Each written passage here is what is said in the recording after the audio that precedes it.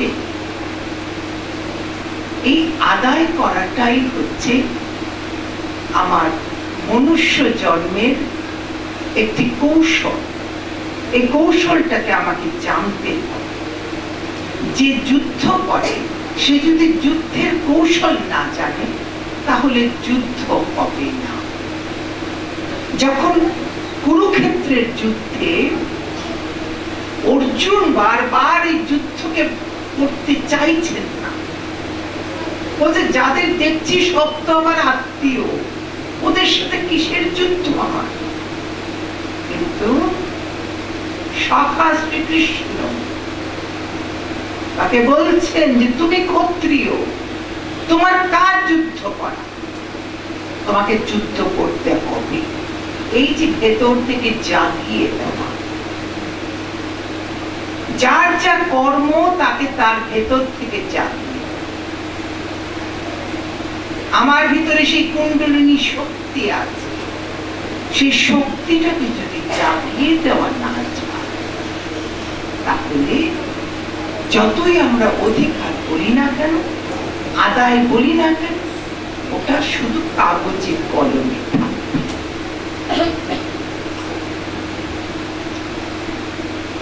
নারীর সুরক্ষা, নারী রক্ষা পায় না।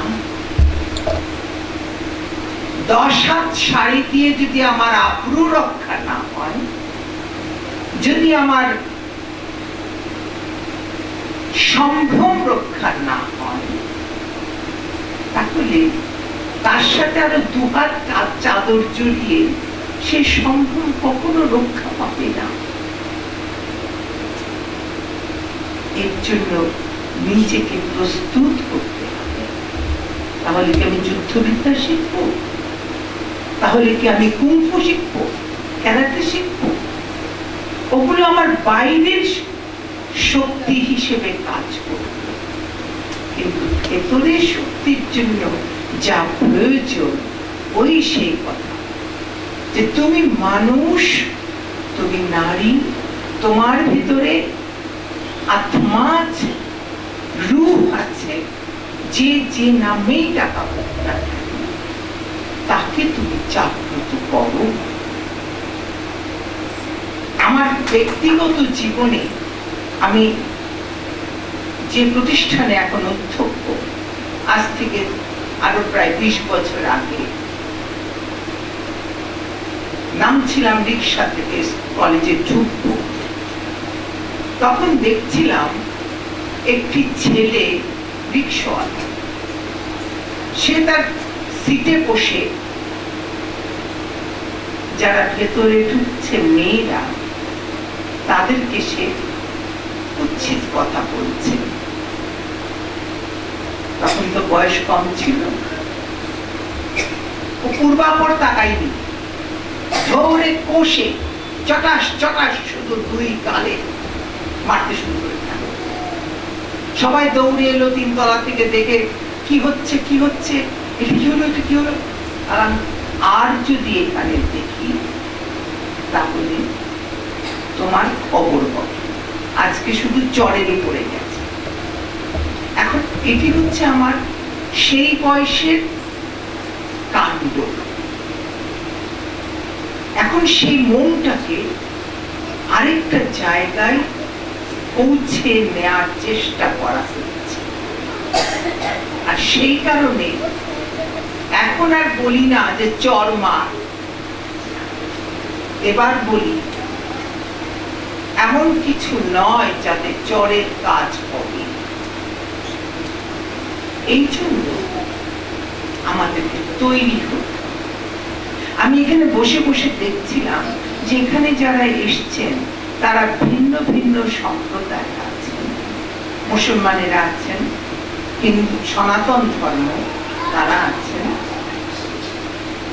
ধর্ম কিন্তু মানুষকে রক্ষা করবার জন্য ধারণ করছে। কাকে ধারণ করছে?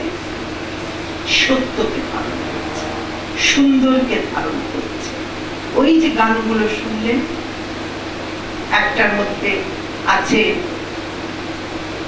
আমার মুক্তি আলোয় আলো, আরেকটা গানের মধ্যে পেয়েছেন যে ভাঙিছ খেলিছ তুমি আপন মনে নিরজনে প্রভু নিরজন। এই প্রভু তিনি আমাদের বাচ্চা, আমাদের মেয়েরা আজকাল কি করছে সেটার কবিতা দিদি খুব ভালো বলেছে। আমি আমার প্রতিষ্ঠানে মাস কয়েক পরপরই অভিভাবকদেরকে ডাকি, কারণ আমারটা পুরো মোটা প্রতিষ্ঠান, মহিলা মেয়েরা পড়ে। তো সেখানে আমি এই কথাটা বলি, পুরুষ এবং আমি বলে দিই লেখা থাকে মা এবং বাবা উভয়ের উপস্থিতি অত্যাবশ্যক। ঠিক যেমন শাস্তি কিছু হতে হয় কোনো কাজ করলে, ওইখানেও বলি মা আসলে একা হবে না, বাবাকেও আসতে হবে।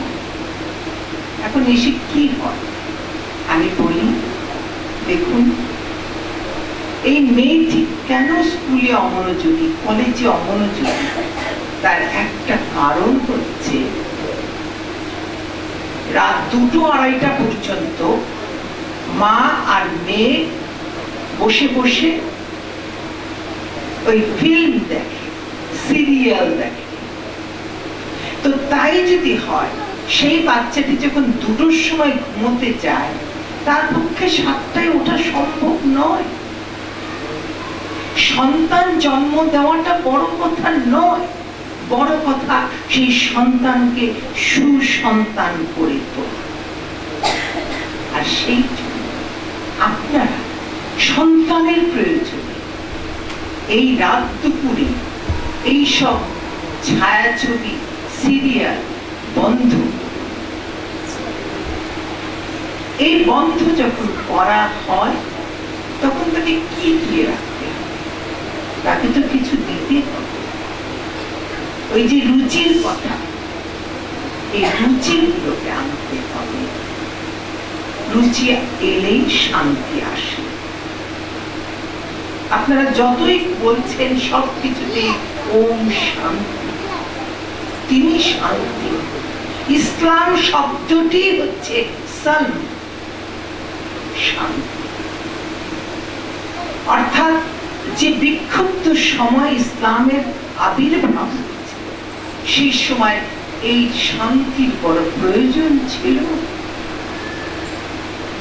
পৃথিবীতে কোন ধর্মই অন্য ধর্মকে হেয় করতে চায় না।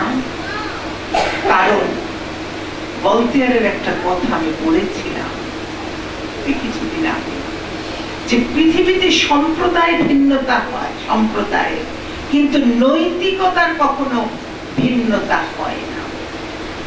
আর এই নীতির উপরে কিন্তু মূলত সব ধর্মশাস্ত্র দাঁড়িয়ে আছে।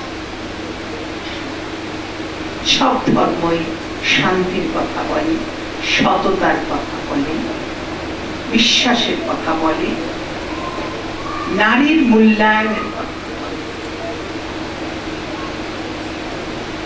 আপনারা বলেছেন, সাবিত্রী বললেন ইসলাম ধর্ম সম্পর্কে জানি না।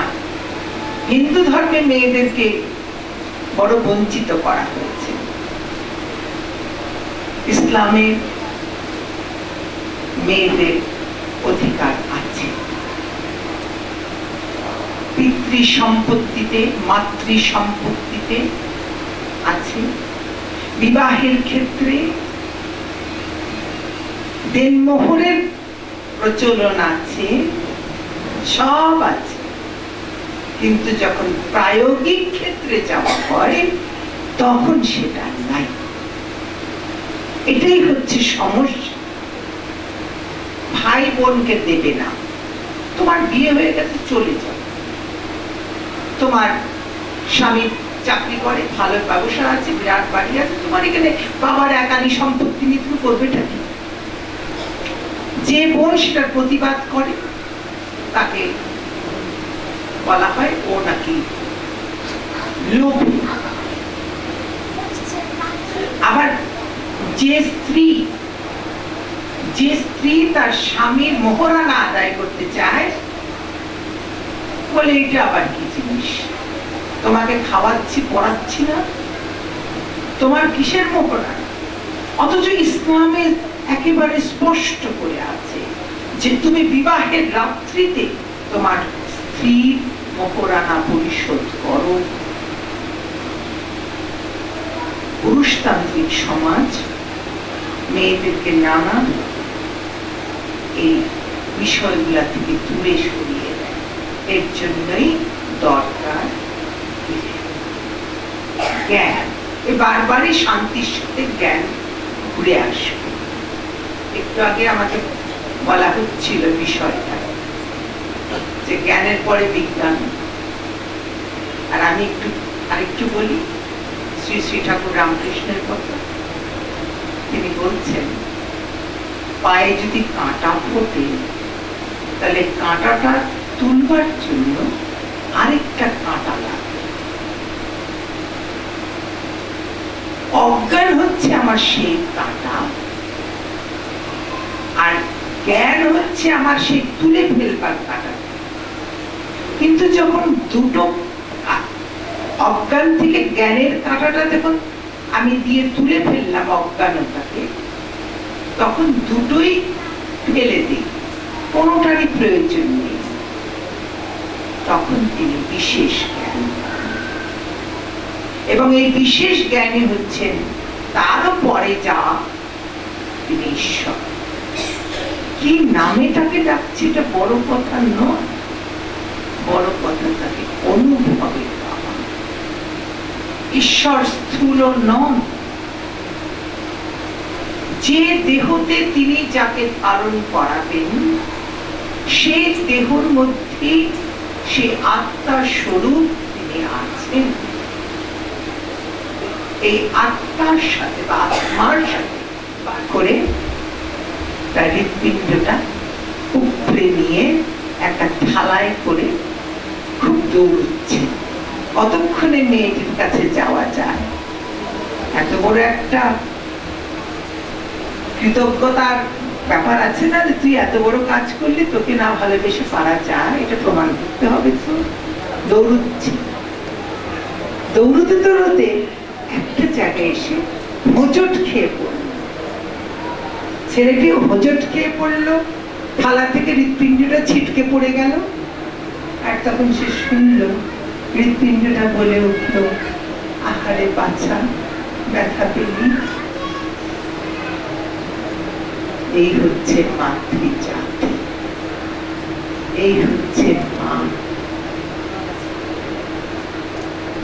একদিন আপনি মা ছিলেন না, একদিন আপনি কন্যা ছিলেন, তারপরে আপনি মা হয়েছেন, তার আগে আপনি বোন হয়েছেন।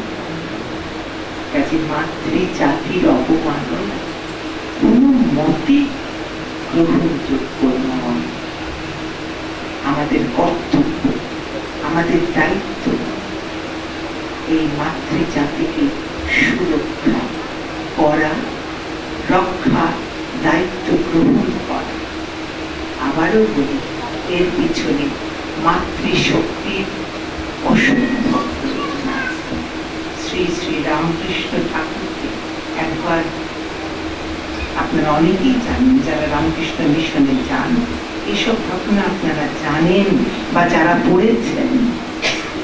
একজন মহিলা এসে বললেন, মা তোমার থালাটা দাও, আমি ঠাকুরকে খাবার দিয়ে আসি। মা তার হাতে খাবার দিয়েছিলেন, শ্রী শ্রী সারদা। এবং ঠাকুর রামকৃষ্ণ মাকে ভৎসনা করেছিলেন। কুভাবে নয়, একজন স্ত্রীকে যেভাবে বলতে হয় যে হ্যাঁ গো, তুমি জানো না আমি 4টার হাতে খেতে পারি না, তুমি কেন নিজে এলে না? তখন শ্রী শ্রী মা বলছেন, দেখো ও যে আমায় মা বলে ডেকেছিল, একবার যখন কেউ আমায় মা বলে ডাকে তখন তো তাকে আমি ফেরাতে পারি না। বলেই বলছেন, হ্যাঁ গো ঠাকুর, তুমি না পতিত পাবন, তুমি না পৃথিবীতে এসছো মানুষকে উদ্ধার করতে, তবে তুমি কি শুধু ভালোর জন্য এসেছো? ওই মহিলাগুলো যারা পাঁকে পড়ে আছে, যাদের জীবনে কোনো আলো নেই, যাদেরকে সবাই দূর দূর করে, সেই তাদের জন্য তুমি আসনি? কি অপূর্ব কথা! আমি ডেনমার্কে এই কথা বলেছিলাম, সিলো কনভেনশনে গেছিলাম 2000 সালে, 2001 সালে। সেখানে আমি এই প্রশ্ন রেখেছিলাম যে তোমরা আজকে আধুনিক মেয়েরা কত কি বলছো, সেক্স ওয়ার্কার, অমুক ওয়ার্কার, তমুক ওয়ার্কার, আজকে তোমরা প্রমাণ করতে চাইছো যে তোমাদের অনেক অবদান এসে না। আমাদের দেশের দিকে তাকাও। এক নারী জন্মেছিলেন 1853-তে, এবং তার এই কথা আজকে 100 বছর কেন তারও পরে কি আশ্চর্য ভাবে আমরা অনুভব করছি। রাত্রিরে আমার কাছে সব এসেছিল আয়ারল্যান্ডের, ইংল্যান্ডের, জার্মানির মেয়েরা। বলো আমাকে তার সম্পর্কে কিছু কথা, যে তুমি বলেছো সে অশিক্ষিত, সে লেখাপড়া জানে না, কিন্তু কি করে সে তার স্বামীকে এই কথা বলেছিল, যার স্বামী was just like a saint, যদি আমি আমার ধর্ম থেকে বিচার করি। এই ছোট বই মাতৃজাতি, নজরুল অনেকবার বলেছেন এই কথা,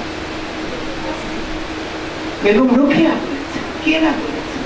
তা আমাদের দায়িত্ব যে আমরা যেন মাতৃজাতির সেই রুচিকে তৈরি করে দিতে পারি।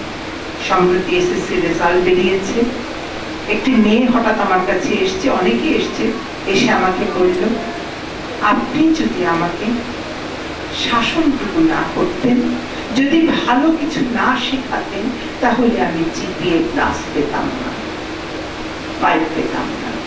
আলামো, তুমি 5 পেয়েছ, তুমি সেই মেয়ে যার বাবা মাকে আমার ডাকতে হয়েছিল, আর তোমাকে অনেক সুশিক্ষা আমায় দিতে হয়েছিল। বললো হ্যাঁ।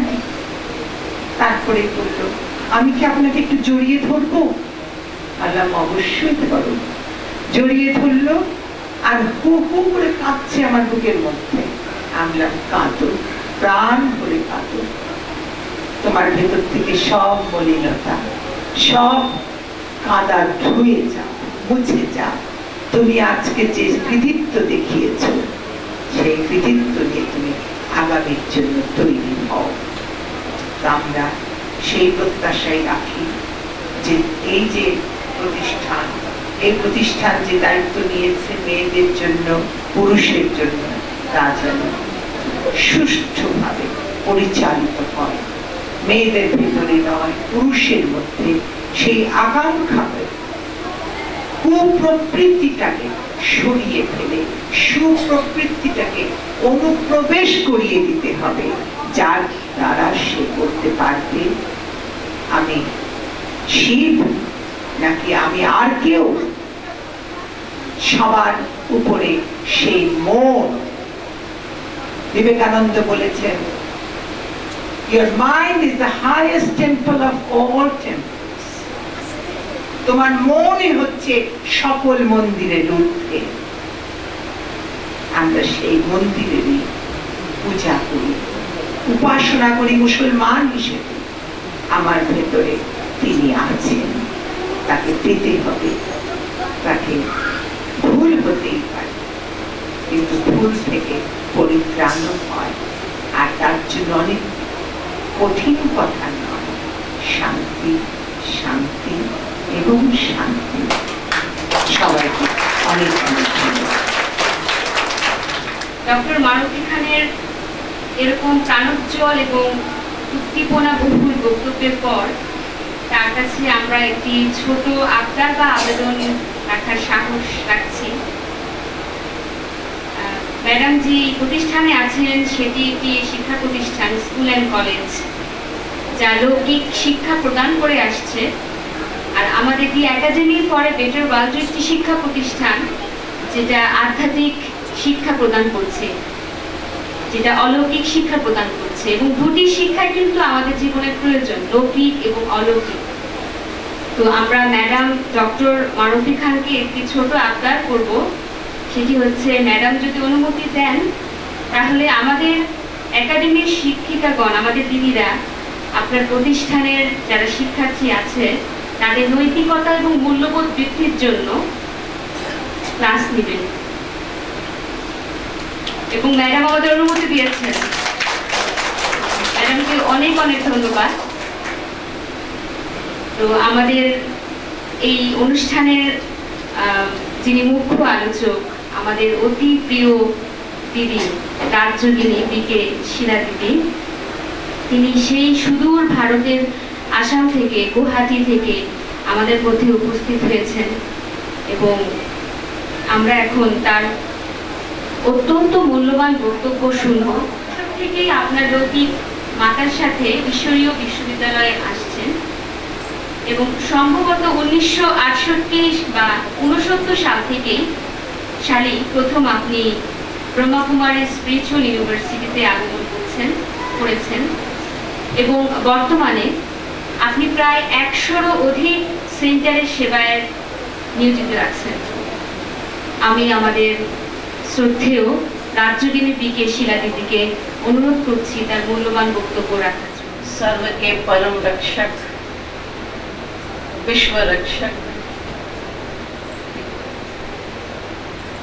परमात्मा की प्रिय संतान, आज के इस आलोचना चक्र के अंदर मंच पर उपस्थित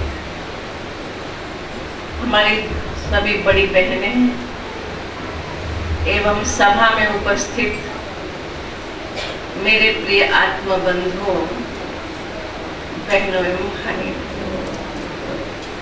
मैं पहले आप सबसे क्षमा चाहती हूँ कि मैं हिंदी में बोलूँगी, जरूर आप समझेंगे। आज का विषय है नारी रक्षा से परिवार की रक्षा। रक्षा का संस्कार आज के जमाने में क्या देखा जाता है, पशु में भी होता है, एक बच्चे में भी है, पर जो विषय लिया गया है नारी रक्षा, वर्तमान जगत के अंदर नारी की असुरक्षा बढ़ती जा रही है। एक समय था जब नारी बहुत सुरक्षित थी, मातृ प्रधान देश कहा जाता था और माताओं की पूजा होती थी, आज भी है। हमारे शास्त्रों में लिखा है यत्र नार्यस्ते पूज्यन्ते, पहले राधे पीछे श्याम। धीरे धीरे हम क्या देख रहे हैं, आजकल तो आगे मिस्टर पीछे मिसेज होता है, उल्टा जमाना आ गया। भले अभी तक भी हमारे देश के अंदर नारियों की पूजा भिन्न भिन्न रूपों से हो रही है। माँ काली, माँ दुर्गा, माँ लक्ष्मी, माँ सरस्वती, ये सब कौन है? ये हमारी आप जैसी नारियां ही तो थी।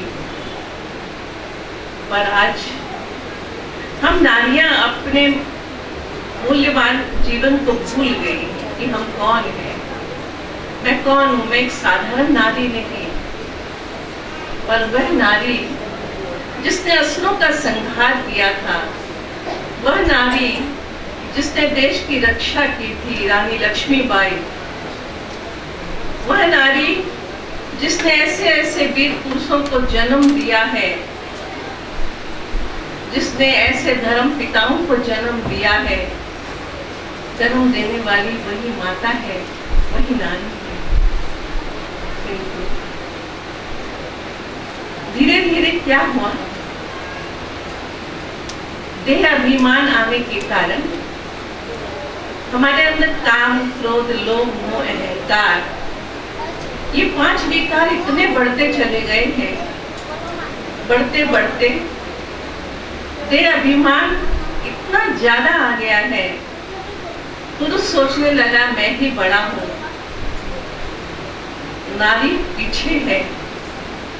पर अब वो जमाना नहीं रह गया।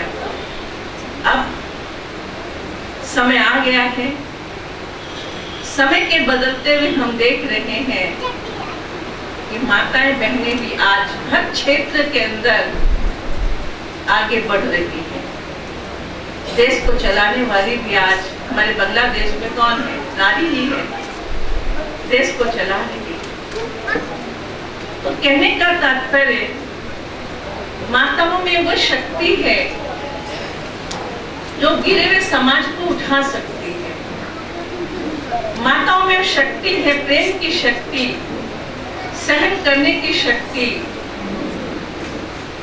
सबको प्रेम से अपना बनाने की शक्ति माताओं बहनों में ही है। पुरुष के अंदर वो शक्ति का अभाव है।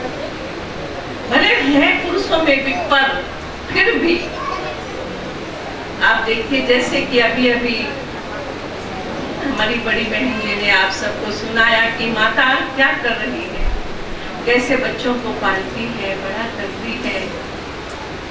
तो कौन करता है? माता कर रही है। उसके अंदर कितनी सहन शक्ति है, खुद न खा कर के भी पहले अपने बच्चे को खिला। और यही कारण है आज इस एकेडमी, जिसका दूसरा नाम प्रजापिता ब्रह्मा कुमारीश्वरी विश्वविद्यालय है, आपको मैं खुशखबरी सुना दूं। इस विद्यालय के अंदर संचालन करने के लिए, निर्देशन देने के लिए निमित्त रूप से हमारी बहनें माताएं ही होती हैं। इसलिए इसका नाम ब्रह्मा कुमारी कहा गया है। और आज भी इसका प्रशासन करने के लिए मुख्य प्रशासिका आदरणीय दादी जानकी जी हैं, जिनकी उम्र वर्तमान में 98 वर्ष है, पर इतना कुशल प्रशासन इस उम्र में भी कर रही है। कहने का मतलब, माताओं के अंदर वो शक्ति है जो अपने बच्चे की भी रक्षा कर सकती है, अपने परिवार की भी रक्षा कर सकती है, कैसे गिरे हुए को भी फिर उठा सकती है। अब जो वो संस्कार हम भूल गए हैं, अपने मूल्यों को हमने खो दिया है, नारी को नागिन कह करके गिरा दिया गया है, पर अब हमें जागने की आवश्यकता है।